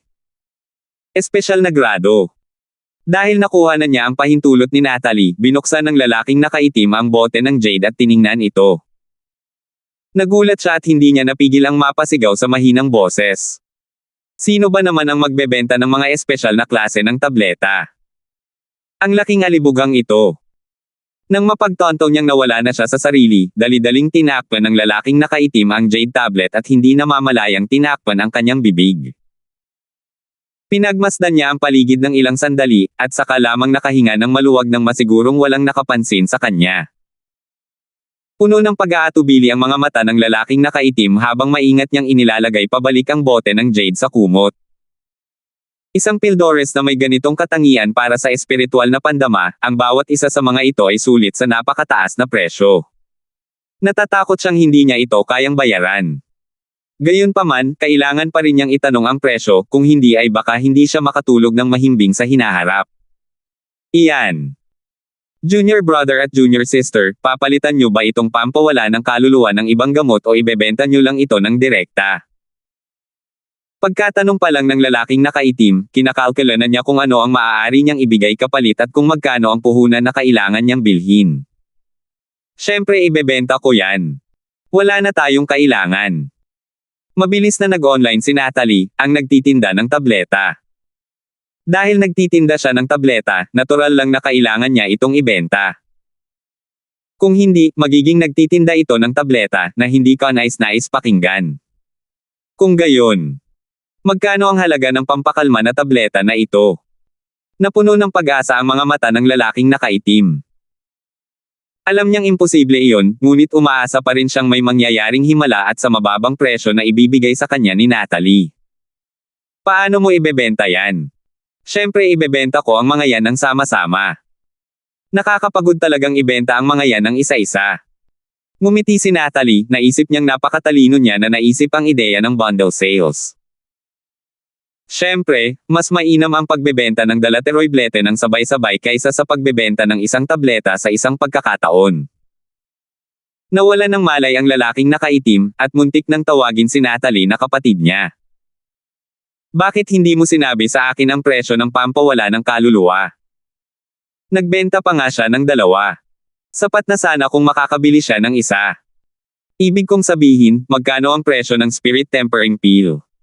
Walang ibang magawa ang lalaking nakaitim kundi linawin ito. Kung hindi pa rin maintindihan ni Natalie, sasabihin niya ulit kay Terence. Nagtatanong ka ba tungkol sa presyo? Biglang natauhan si Natalie at medyo nahiya. Mabilis siyang ngumiti para maibsan ang kahihiyan, 10,000 lang naman yan. Nandilim ang mga mata ni Terence, napakahusay ng lalaking ito. Nang marinig ng lalaking nakaitim ang alok ni Natalie, naisip niya sa sarili, ang mahal talaga nito, hindi ko kayang bilhin. Gayunpaman, bihira siyang makakita ng ganito kagandang bagay, at ayaw niya talagang palampasin ito. Ano pa ang saysay ng pagsusumikap para makakuha ng mga puntos? Hindi ba't para mapabuti ang kanyang lakas at makamit ang mas mataas na antas? 6,799. Ito. Medyo mahal, pwede mo bang gawing mas mura? Medyo nailang ang ekspresyon ng lalaking nakaitim na roba. Kadalasan, kapag bumibili siya ng mga bagay-bagay, may kumpiyansa siya at may katwiran sa pagtawad sa presyo. Gayunpaman, ngayong nahaharap na siya sa isang mahusay na pampakalma at kaunting ganda, medyo nakakahiya ng tumawad. Mahal ba ang 10,000? Kumurap si Terence. Gayunpaman, agad na naunawaan ni Terence, iba ang perang ginamit dito. Kaya naman, kung magbebenta ng mga elixir si Natalie ng ganito, hindi lang siya mawawala ng pera, kundi kikita pa siya. Bagamat tiyak na 10,000 spiritual jade ang tinutukoy ni Natalie nang sabihin niyang 10,000, walang sinuman sa buong merkado ang mag-iisip nito maliban sa kanilang dalawa, dahil hindi sila tumatanggap ng bayad gamit ang spiritual jade. Sanay na silang gumamit ng mga espiritual na kristal bilang unit ng pagsukat, na ibang-iba sa espiritual na jade. Ang 10,000 spiritual crystals ay katumbas ng 100,000,000 spiritual jade. Gamit lamang ang isang manipis na piraso ng spiritual awareness grassroot, kaya na niyang pinuhin ang ilang soul-quenching pills. Dapat ay makakakuha siya ng sapat na task point sa pagbebenta nito. Pero sumuko na siya pagkatapos ng ilang pag-iisip, hindi niya kayang ibigay ang napakaraming ideya ng sabay-sabay. Paminsan-minsan ay katanggap-tanggap pa rin ang pagkuha ng ilang tangkay ng Spirit Sense Grass, ngunit kung mayroong walang katapusang supply ng mga Spirit Tempering Pills na ibinebenta, kahit ang isang hanggal ay malalaman na mayroon kang maraming Spirit Sense Grass sa iyong mga kamay, at iyon ay mangangailangan ng gulo. Napakamahal ba? $10,000 lang. Dati, madali kong naibebenta ang ilan sa mga table tasks ko sa mas mataas na presyo. Bakit sa plaza ng lungsod, lahat kayo mula sa intermediate at advanced na mga klase ay napakahirap? Sa katunayan, hindi matindaan ni Natalie kung ilang tableta ang naibenta niya noong nakaraan, pero tama siya sa isang bagay, casual lang talaga ang naibenta niya noong mga panahong iyon. Siyempre, casual pa rin itong ibinebenta ng Natalie sa pagkakataong ito, pero walang nakakaalam tungkol dito. Kung alam lang niya na espiritual na jade ang tinutukoy niya, malamang ay binato na siya ng lalaking nakaitim ng isang espiritual na kristal, kinuha ang bote ng jade, at tumakbo palayo. Hehe. Junior sister, may hindi ba pagkakaintindihan? Sino ang nagsabing ang mga estudyante mula sa intermediate at advanced na klase ay pawang mayayaman? Lahat naman ay gagastusin ang kinikita nila para sa kanilang sarili, kaya wala na talaga silang masyadong matitira. Tumawa ng matamlay ang lalaking nakaitim. Hindi niya pinagdudahan ang sinabi ni Natalie na kaya niya itong ibenta ng ilang beses ang presyo. Ang napakagandang bagay na ito ay isang napakahalagang kayamanan sa paningin ng mga nangangailangan nito. Junior sister, gusto ko po talagang bilhin yan. Maaari po ba ninyo akong bigyan ng mas murang presyo? Mahinahong tanong ng lalaking nakaitim na may malungkot na mukha, palaipat-lipat pa rin ang tingin sa ekspresyon ni Terence at Natalie. Sa totoo lang, wala talagang pakialam si Natalie sa halaga ng tableta, at medyo naantig sa kaawa-awang ginawa ng lalaki, ngunit ayaw niyang bawasan ang presyo nang makita ang nakangiting mukha ni Terence. Hindi kayang magkusa ang isang maliit na eksperto sa pagbebenta ng mga table tasks na ibaba ang presyo. Nakakahiya iyon. Ano man ang mangyari, kailangan niyang hintayin munang magbigay ng tiyak na numero ang mamimili bago niya mapag-isipan ang sitwasyon at sumang-ayon.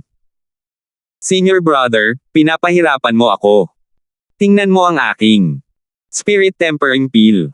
Mabuti na lang talaga. Hindi ko talaga niloko ang $10,000. Nagkunwari si Natalie na nasa mahirap na sitwasyon, iniisip, bilasan mo at makipagtawaran. Sabi mo masyadong mahal ang 10,000, paano kung 8,000? Nasabi ko na. Masyadong mahal ang 8,000. Hindi ko ba masasabing 6,000? Sasabihin ko rin na oo. Sa kasamaang palad, hindi alam ng lalaking nakaitim ang iniisip ni Natalie.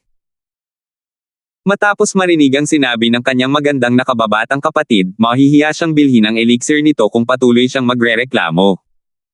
Sige, naiintindihan ko. Hihiramin ko na lang, at bibilhin ko na lang kapag nagkaroon na ako ng sapat. Mga nakababatang kapatid na lalaki at babae, pakitago na lang muna ito para sa akin. Nagngingit-ngit ang mga ngipin ng lalaking nakaitim na roba. Ano man ang mangyari, kailangan niya itong subukan. Kung hindi, tiyak na pagsisisihan niya ang pagkawala ng kakaibang grade Spirit Tempering Pill. Hindi problema kung itatago mo ito ng matagal, pero hindi ka namin hihintayin ng matagal. 1 oras lang. Hindi alintana ni Terence at pumayag sa kahilingan ng lalaki. Wala naman siyang magagawa, at masarap umupo rito at makipag-usap kay Natalie. Maraming salamat. Babalik talaga ako agad sa lalong madaling panahon. Tuwang-tuwa ang lalaking nakaitim, at matapos makitang sinenyasan ni Terence si Natalie na itago ang bote ng jade, mas nakahinga siya ng maluwag at agad na tumalikod at tumakbo palayo. Wala sa labas ang bote ng jade, at mukhang magkasintahan ang dalawa rito. Hindi niya kailangang mag-alala na may bibili muna ng gamot. Pagkaalis ng lalaking nakaitim, kumuha si Terence ng pagkain at inumin mula sa espasyo ng jade at nagsimulang mag-picnic kasama si Natalie. Parang 1 oras ang lumipas sa isang kisap mata. Nagmamadaling bumalik ang lalaking nakaitim na may nahihiyang ekspresyon sa mukha. Halatang hindi pa siya nakakalap ng sapat na pondo. Nangako siya kay Terence na babalik siya sa loob ng 1 oras, at kailangan niyang bumalik at sabihin dito kung sapat na ang pera niya o wala. Tutal, may posibilidad pa rin naman na magkaroon ng kasunduan sa hinaharap, at hindi niya maaaring masyadong masaktan si Terence. Ginawa ko na ang lahat ng aking makakaya, ngunit sa kasamaang palad, hindi pa rin ako nakakapag-ipon ng sapat. Medyo nalulumbay ang kalooban ng lalaking nakaitim ngayon. Hindi madaling makahanap ng ganitong uri ng gamot, ngunit siya ay talagang napakahirap.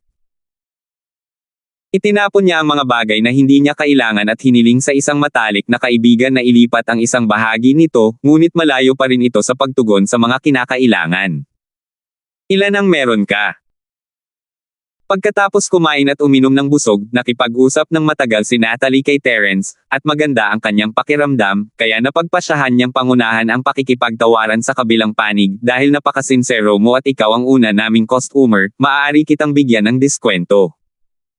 Nagliwanag sa tuwa ang mukha ng lalaking nakaitim na damit pero muli itong nalungkot. Ako. Mayroon lang akong mga $2,500. Hindi pa nga sapat para sa isa. $2,500. Medyo kulang pa.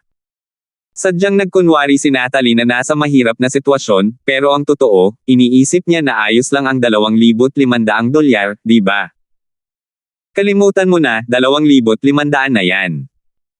Tatanggapin namin ang isang pagkalugi ngayon at bibilhan ka namin ng pampawala ng sama ng loob. Salamat, salamat. Nagpapasalamat talaga ako sa inyo.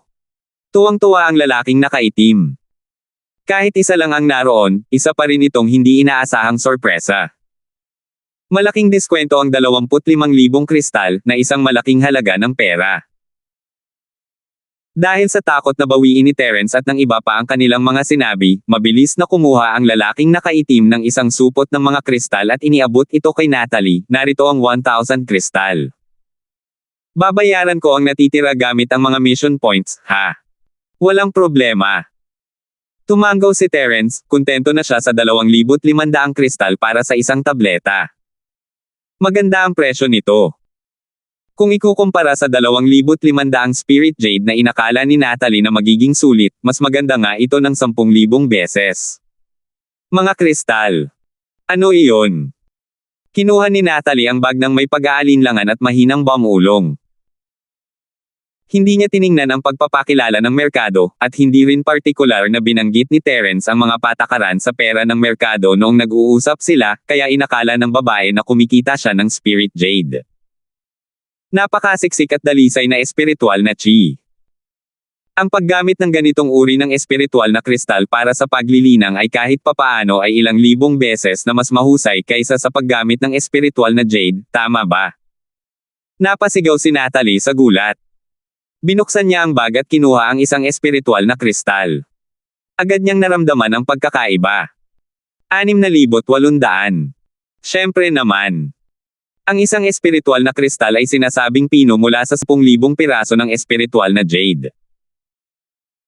Bagamat maaaring mas kaunti ito sa katotohanan, ito ay hindi bababa sa 7,000 hanggang 8,000 piraso ng espiritual na jade. Ang purong espiritual na enerhiya na taglay nito ay maihahambing nga sa 10,000 piraso ng espiritual na jade. Kinuha ng lalaking nakaitim ang kanyang jade card at akmang ililipat na ang mga puntos sa kanya. Ngumiti siya at nagpaliwanag kay Natalie, ngunit biglang natigilan ang kanyang mukha. P*K.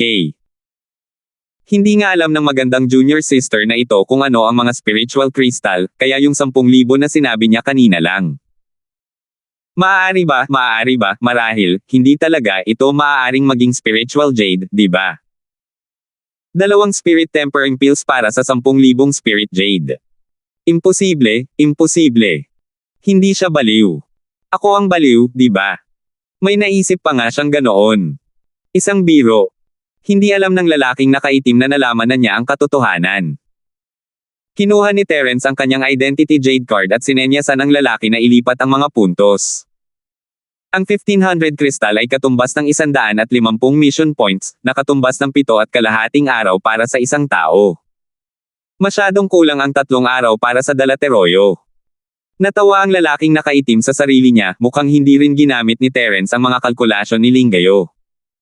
Tutal, bawal ang kalakalan ng Spirit Jade sa merkado, kaya imposibleng mangyari ang ganoong bagay.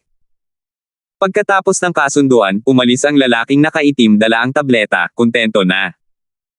Tinanggap naman ni Terence ang 150 puntos at 1,000 kristal, kontento na. Tanging si Natalie lang ang natulala, parang may mali. Mali ba ang paraan ng pangangalakal na ginamit nila? Little Senior Sister Natalie, may isa pang pampawi ng kaluluwa. Gusto mo pa bang ituloy ang pagbebenta nito? Tiningnan ni Terence ang cute na ekspresyon ni Natalie at inalog ang maliit na bote ng jade sa kanyang kamay, kung ayaw mong magbenta, babalik kami. Hindi na hinintay pa ang sagot ni Natalie, isang babaeng nakaputi ang lumapit at nagtanong kung ano ang ibinebenta rito. Mabilis na nag-online ang nalilitong nagtitinda ng gamot at muling ngumiti ng mainit, inagaw ang bote ng jade mula sa mga kamay ni Terence at sinimulang i-promote ang gamot. Nako, kailangan pa bang i-promote ang spirit tempering pill? Syempre hindi. Hanggat bubuksan niya ang bote ng jade at makikita ito ng lahat ng mga estudyante sa intermediate at advanced na klase ng Feiyang Academy, walang makakatanggi sa tabletang pampawi ng espiritu.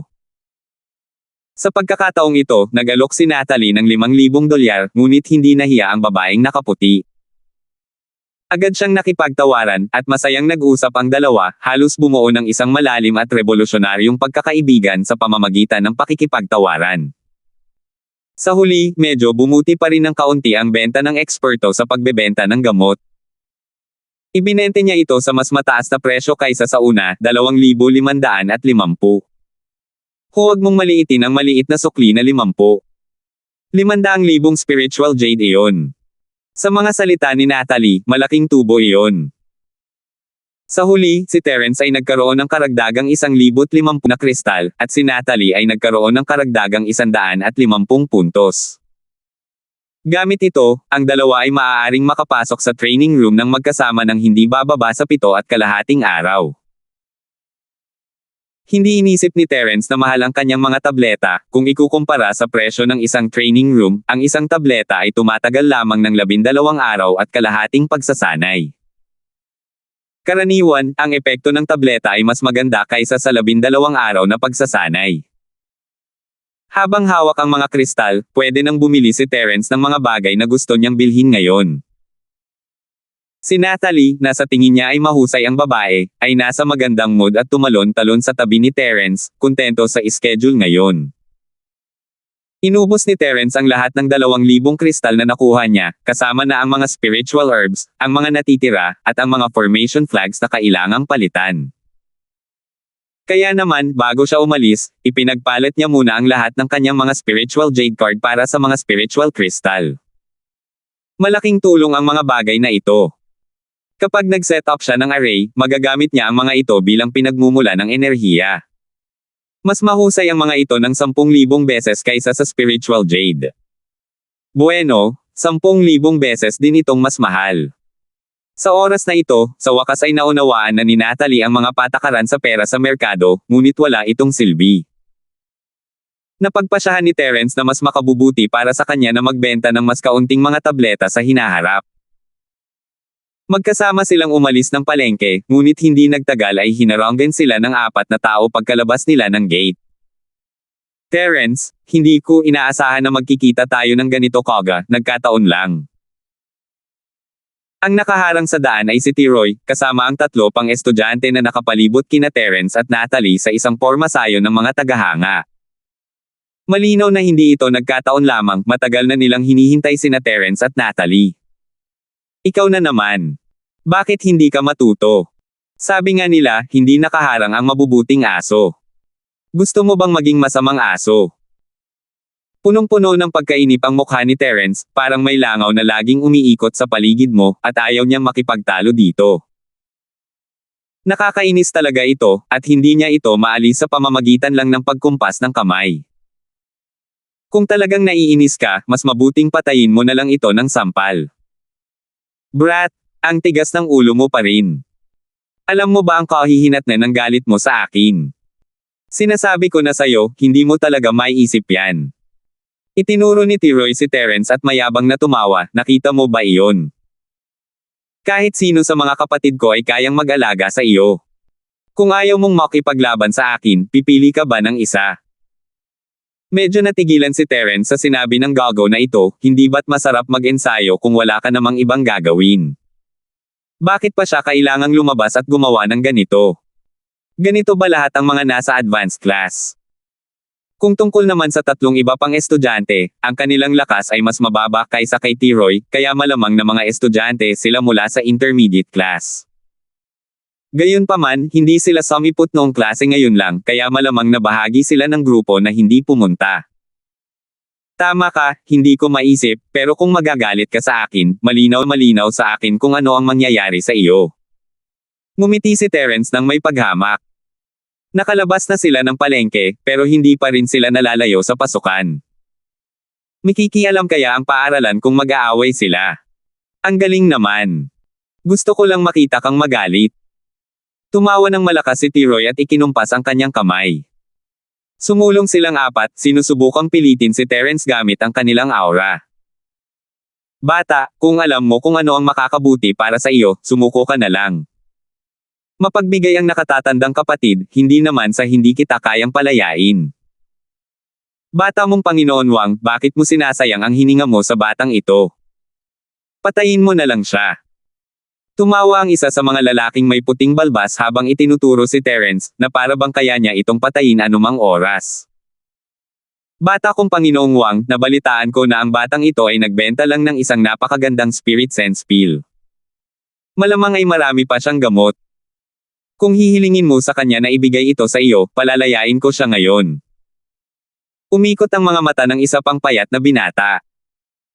Malamang ay narinig na niya ang tungkol sa pagtitipon ng mga pondo ng binata na nakaitim at nakatanggap siya ng ilang balita.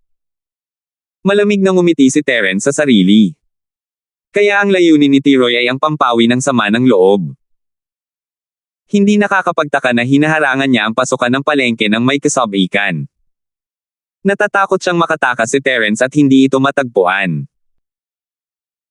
Hanggat nakabalik sila sa kani-kanilang mga tirahan sa kuweba, hindi maglalakas loob si T-Roy na gumawa ng anumang go kahit gaano pa siya katapang, kaya't ang tanging magagawa niya ay samantalahin ang pagkakataong ito para nakawin sila. Nagkunwaring tahimik si T-Roy at tumango, may katuturan ang sinabi mo. Maaari mo naman itong pag-isipan. Bata, binibigyan ka ng pagkakataon niyang Master Wang. Kung alam mo kung ano ang makabubuti para sa iyo, alam mo na ang gagawin. Bilasan mo at inumin mo ang gamot. Nararapat lamang na magpakita ng respeto sa nakatatandang kapatid. Sa hinaharap sa proteksyon ni nakatatandang kapatid na Wang, hindi mo na kailangang mag-alala na hindi ka makakaligtas sa intermediate class. Ang tatlong tao sa tabi ni T-Roy ay nagkaroon ng hindi direktang pagkakaintindihan, at sinimulan nilang patugtugin ang mga tambol. Salamat po at sinamahan ninyo ako, ingat lagi mga master.